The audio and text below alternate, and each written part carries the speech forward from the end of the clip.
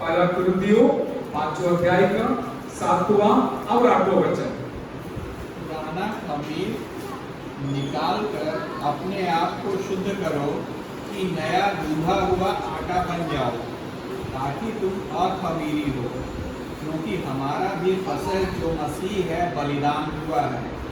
इसलिए आओ हम उत्सव में आनंद मनावें, न तो पुराने खमीर से और न बुराई और दुष्टता के खमीर से, परंतु सीधाई और सच्चाई की अखमीरी रोटी से।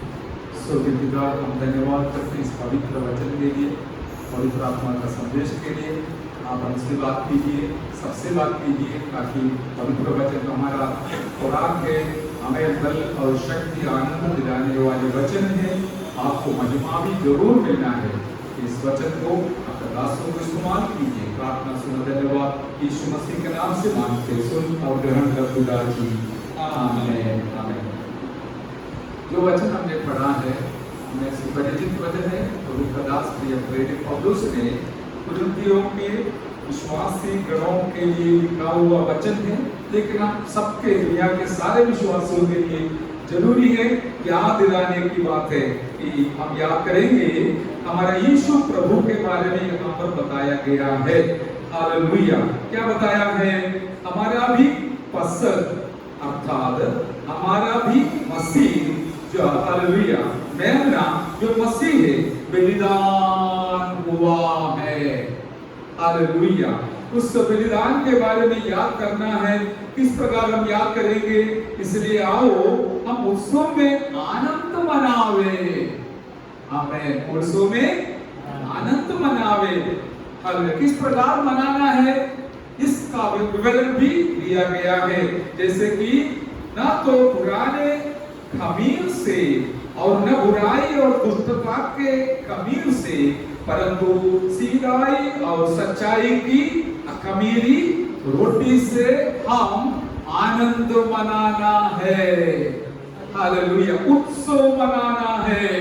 आज हम बिल्कुल थोड़ा समय प्रभु के चरणों पर निकालने के लिए नहीं, पर हम एक मकसद के साथ आया है कि हम हमारा यीशु मसीह जो हमारा मेमना है, हमारा पसल है, हालेलुया, जो मसीह है वो हमारे मध्य में आया है, उनको आदर करने के लिए, उनका जो बलिदान को याद करने के लिए और आनंद के साथ उनको आराधना करने के लिए आज हम मिलकर परमेश्वर के चरणों पर आए हैं।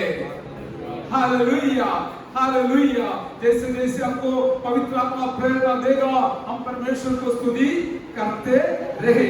यहाँ पर 2-3 बात पवित्र आत्मा जो मुझे याद दिलाया वो मैं आपके सामने रखना चाहता हूँ। जैसे कि बलिदान के बारे में, और ये बगीचा में आदम हवा के पाप के पश्चात एक जानवर का हत्या या जानवर को काटा करके हम पढ़ते हैं उत्पत्ति 3:21 में। एक जानवर को हम पर काटा, लेकिन बलि चढ़ाया करके कुछ लिखा नहीं। गलत सोचना नहीं, सीखना भी नहीं। ये कौन किया? कोई इंसान ने नहीं किया, परमेश्वर पिताजी ने किया था। परमेश्वर ने जब करते समय उनको तो बलि चढ़ाने का जरूरत ही नहीं है, क्योंकि हम मनुष्य हमारे पापों के लिए परमेश्वर को प्रसन्न करने के लिए बलि चढ़ाते हैं। लेकिन परमेश्वर ने इस काम क्यों किया था हमको पता है। मनुष्य का शरीर का सुरक्षा के लिए, नंगापन से बचाने के लिए पहला हत्या जानवर का करके उसको एक लंगोटी जैसे बनवाया करके हम देखते हैं। हालेलुया। और 4 अध्याय का उत्पत्ति 4:4 में हम हाबेल का बलिदान के बारे में, बलि के बारे में भी देखते हैं। उसका बलिदान उसका पाप के वजह से है या परमेश्वर को प्रसन्न करने के लिए है करके हम जानते हैं। सचमुच वे लोग जब आराधना के लिए आए थे, परमेश्वर को प्रसन्न करने के लिए, पसंद करने के लिए जो भी उनके पास थे वो अर्पण कर आराधना करने के लिए आए थे करके हम जानते हैं। वो बलिदान मनुष्य परमेश्वर के सामने किया करके हम जानता है। हालेलुया। और वहां पर एक शब्द लिखा है, परमेश्वर हाबेल और उसके बलि पर प्रसन्न किया था। हालेलुया। केवल बलि के ऊपर नहीं है, हालेलुया, हमारा जीवन के ऊपर, हमारा दिल और समर्पण के ऊपर, हमारा जीवन बोलने से हमारा स्वभाव के ऊपर भी प्रसन्न होने वाला परमेश्वर हम जो चढ़ाते हैं उसके ऊपर भी प्रसन्न हो जाएगा। अभी नया नियम में हमारे लिए कोई बलिदान पशु पक्षियों का चढ़ाने का जरूरत नहीं है, क्योंकि हम जानते हैं हमारे लिए एकमात्र बलिदान हालेलुया चढ़ाया गया है आज से 2000 साल पहले। बाकी कोई नहीं, बाकी कुछ नहीं, लेकिन हमारा मसीही हमारे लिए बलिदान बना था। हालेलुया। इसलिए याद रखिए, बलिदान का अवस्था, उसका महत्व हम जानना। 2 शब्द में मैं आपको शुरुआत से याद दिलाया। हालेलुया। और नोआ के बारे में हम जानते हैं, नोआ 8वां अध्याय में हालेलुया नोआ ने क्या किया। हमें जल प्रलय के बाद, बाढ़ के बाद उसने जहाज से बाहर निकलकर एक बलि चढ़ाया परमेश्वर के लिए। हालेलुया। वहां पर हम इस प्रकार देखते हैं कि परमेश्वर ने उस बलि का सुगंध को स्मेल किया, सुख किया, और परमेश्वर खुश हो गया।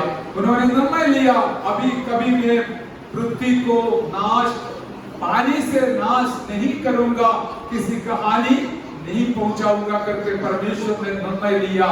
देखिए नोआ का उस बलि पर परमेश्वर ने पसंद किया, प्रसन्न किया और पूरा पृथ्वी को आशीष किया करके हम जानते हैं। आज भी मैं आपको इस प्रकार का सूचना देकर प्रोत्साहन करना चाहता हूं कि हम जो दिल से तैयारी के साथ जिस प्रकार प्रसन्न होगा हमारा आराधना, परमेश्वर को आराधना करेगा तो उसका परिणाम जरूर होगा ही होगा। होने वाला है कि परमेश्वर सब कुछ देखकर हमें आशीष दिलाने वाला परमेश्वर है। इसलिए याद रखिए, हमारे परमेश्वर के पास हम खाली नहीं आ रहे, एक बहुत बड़ा मकसद के साथ आ रहे। हालेलुया। पुराना नियम में पशु पक्षियों का बलि चढ़ाकर लोग बहुत संतुष्ट या समृद्ध होता था, लेकिन उसका सीमा था। लेकिन आज इस प्रकार नहीं है, कोई जानवर को नहीं लिया, कोई पक्षी को नहीं लिया, लेकिन परमेश्वर ने अपने एकलौते बेटा यीशु को मुझ पापी के लिए, हम पापियों के लिए बलिदान चढ़ाया। अब्राहम के बलि के समान भी नहीं था, वो तैयार हो गया था अपने एकलौते बेटा को बलि चढ़ाने के लिए, लेकिन परमेश्वर के नजर में उसको बलि चढ़ाना उचित नहीं करके समझकर उचित समय पर उसको बलि से रोक दिया, काटने से रोक दिया और इसहाक को बचा लिया। लेकिन जब यीशु मसीह का बलि के समय आया, हर परमेश्वर ने अपना मुंह फेरा और हालेलुया अपना बेटा का बलिदान होने के लिए परमेश्वर पिताजी ने अनुमति किया।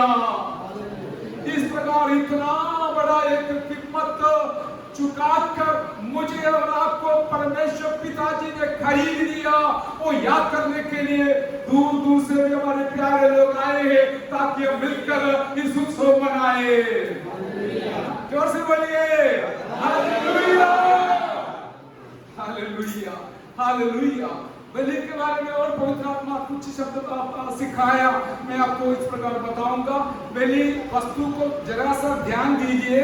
बलि वस्तु हालेलुया पक्षी हो, पशु हो, उसको क्या है, पूरी तौर से समर्पण किया जाता है। ऐसा नहीं है पैर अकेला रखेंगे, हाथ को नहीं दूंगा, बाकी जो है वो ले लो करके नहीं बोलता है, पूरी तौर से वो समर्पित हो जाता है। कोई हालेलुया नहीं सुना, पूरी तौर से समर्पित हो जाता है। सचमुच वो याद रखना, आराधना में पूरी तौर से हम समर्पित हो जाना है। बलि चढ़ाने में प्रभु के लिए हालेलुया।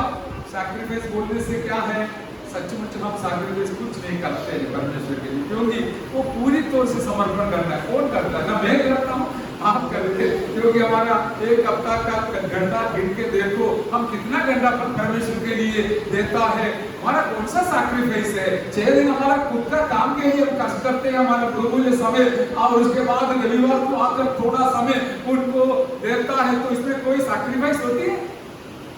वो भी करने के लिए कुछ लोग के पास समय नहीं, लेकिन आपके लिए मैं परमेश्वर को धन्यवाद करता हूँ कि आप अपना समय को निकाल कर आकर परमेश्वर को महिमा देने के लिए समर्पित है, तैयार है। प्रभु आपको जरूर आशीष देने वाला है। Hallelujah, praise the Lord. अकेला हो जाता है जाको जो याद वस्तु, बलि वस्तु अकेला हो जाता है। हालेलुया। और दूसरी बात हम जानते हैं कि वो पूरी तौर से समर्पित हो जाता, अकेला। अभी देखिए बाकी जो कितना भी लोग है, बलि वस्तु अकेला हो जाता है, बलि वस्तु अकेला हो जाता है। बलि वेदी पर अकेला रखा जाता है, अर्पण किया जाता है और भस्म हो जाता है, बलि बन जाता है करके हम देखते हैं। हमें हमारा व्यक्तिगत जीवन में आराधना का अनुभव होना बहुत जरूरी है। देखिए यीशु मसीह का जीवन को देखिए, इतना बड़ा भीड़ के बीच में से भी यीशु मसीह अकेला पहाड़ के ऊपर जाकर अपना प्रभु के साथ संगति करता था। उस समय से वो बलि के लिए तैयार हो रहा था। उनको मालूम है मुझे अकेला सूली पर चढ़ना है। हालेलुया। और देखिए दिन रात भर वहां पर अकेला बैठकर प्रार्थना में लगे रहते थे। हम परिवार का प्रार्थना करते हैं और संगति में प्रार्थना करते हैं, आराधना के लिए इकट्ठे होते हैं, लेकिन याद रखना यदि आपका जीवन परमेश्वर की महिमा के लिए एक बलि करना है तो व्यक्तिगत जीवन में अकेला परमेश्वर के साथ संपर्क में रहना, समय बिताने का अनुभव जरूर होना अवश्य है। Hallelujah, hallelujah. यीशु मसीह के बारे में अभी हम मनन कर रहा है। मैं जानता हूँ आप भी जानते हैं, हमारा आशीष के बारे में बोलेगा तो सबको अच्छा लगेगा, लेकिन हमें यही अच्छा लगता है कि इतना बड़ा कष्ट उठाकर मुझे और आपको खरीदा हुआ, हमारा पाप के हालेलुया उस दलदल के खींचने से बचाया हुआ यीशु को हालेलुया आज भी हम त्योहार के समान बनाते रहेंगे। बाकी हमारा सारा काम परमेश्वर देखेगा, प्रभु जरूर देखेगा। हम तो उसका गवाह है करके मैं अनुभवी हूँ, मैं परमेश्वर को धन्यवाद देता हूँ। हालेलुया। हमारा जो बलि का ये दूसरा भी मकसद है कि आज्ञाकारी बनने के लिए तैयार हो जाता है। यहाँ पर कोई सैक्रिफाइस होना है, वहां पर आज्ञा मानने वाले लोग होना चाहिए। इधर बनाएगा तो उधर जाएगा तो कौन सा सैक्रिफाइस होगा? कुछ नहीं होगा। लेकिन परमेश्वर